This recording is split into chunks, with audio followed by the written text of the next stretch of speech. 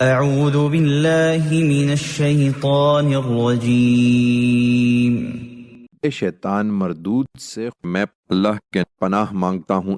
وَلَقَدْ صَرَّفْنَا فِي هَذَا الْقُرْآنِ لِلنَّاسِ مِنْ كُلِّ مَثَلٍ وَكَانَ الْإِنسَانُ أَكْثَرَ شَيْءٍ جَدَلًا۔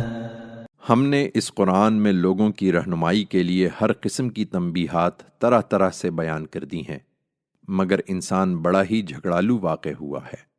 وَمَا مَنَعَ النَّاسَ أَن يُؤْمِنُوا إِذْ جَاءَهُمُ الْهُدَى وَيَسْتَغْفِرُوا رَبَّهُمْ إِلَّا أَن تَأْتِيَهُمْ سُنَّةُ الْأَوَّلِينَ أَوْ يَأْتِيَهُمُ الْعَذَابُ قُبُلًا۔